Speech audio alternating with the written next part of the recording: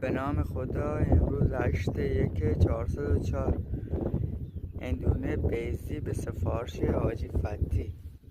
حاجی فتی جان 10 کیلو تا 20 کیلو ماشاءالله، بارشم درشت، قالبشم درشت ماشاءالله. اندونه رسیده پربار ماشاءالله. اندونه ماشاءالله، خدا بده برکت.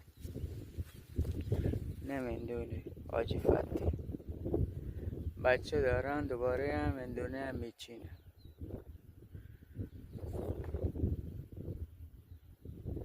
این هم حاجی فتی جون کل سراش